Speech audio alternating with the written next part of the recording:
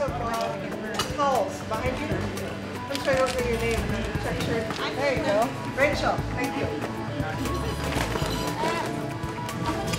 What do you think about jam, you guys? 4 cups of sugar. Follow the recipe here. Let's hope it's good. Yeah. Like this old pipe, but it'll be shiny. As you see, there's a rim of solder around there. So you don't, it'll just get, bang, it just gets sucked in there. And then it's easier to cut. You cut this a couple of times. Push the piece until there was a burr. It doesn't take much. Oh, okay, so you can go do the other one now. Yes, Yeah. right. So just put, if it's not there, put it down and. Yes. Sustainable Northeast Seattle started as a replica in our own neighborhood of the great model that's been given us by Sustainable Ballard.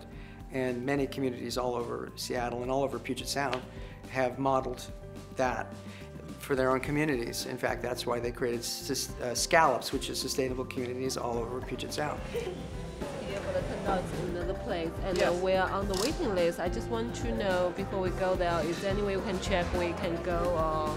Like whether you can get in or Yeah. not. Let me call. So the 3 women, Joanne Kerr, Susan Gregory, and Carol Kibble, who founded Sustainable Northeast Seattle, they had gone through the climate dialogues, and they just felt like they wanted to do something. They didn't want to just think about how bad the situation was. So they decided they were inspired by Sustainable Ballard, and they said, let's just try to do that here. 1/4 teaspoon of tartaric acid. You're going to put it out in a jar somewhere. You're going to leave it at room temperature, and you're going to forget about it overnight. Now, when I say that, all of you can hear my mother behind me going, you can't leave milk out overnight, you'll kill somebody. You can. By adding tartaric acid, citric acid, any of the starter cultures used. Last year we did a project called Planet Home, where it was very similar to this, only much smaller, and it was outdoors in the summertime.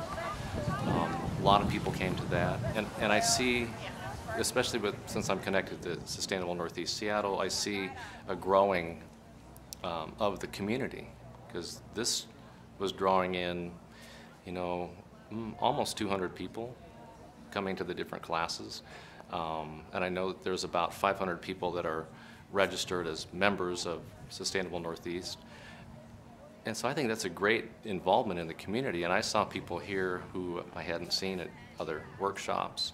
And I think there's a strength in people learning that, and if this small community is doing that, and other communities pick up these kind of shared skills, things, learning new things, people doing it together, I think it can really ground more people in their communities. 150.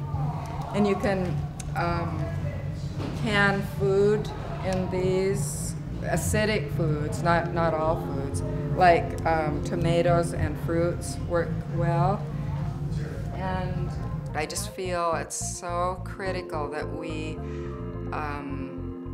kind of come back to basics and relearn some of the things that we've hired other people to do for us. And I think it really makes a community stronger to just know that we each have these interests and skills, and if we ever had, like, the grid went down or something, I think it'd be a great form of security to be able to, well, for one, cook your food with a solar oven. Okay, I've got a nice picture of Bill there.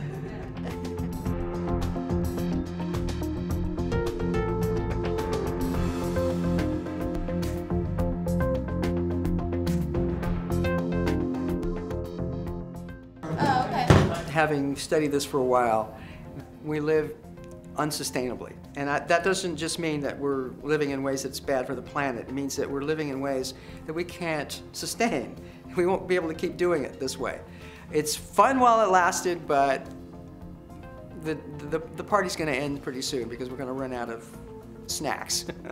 And so we have to start figuring out how we really want to live.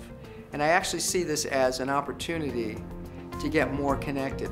Anyway, so they're just doing one between them. So there's 8. Okay. There should be 8 here. All right. It's even better. And we definitely won't run out.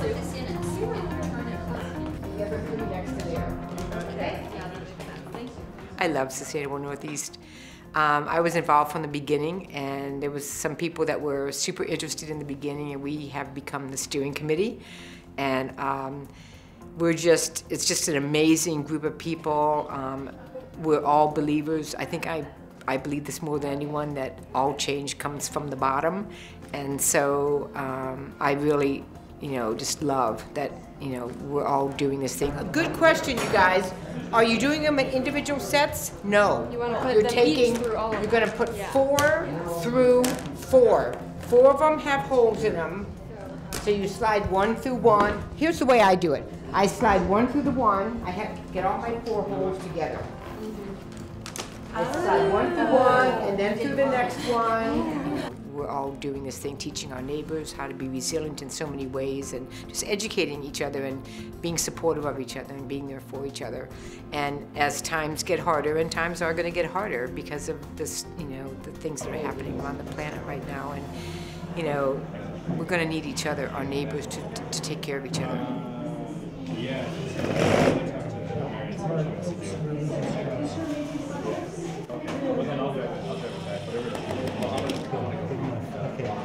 One of the things I really notice is that we have collectively outsourced not just our industries to foreign countries, but we've outsourced our ability to do things to institutions and corporations and the government, to anybody else.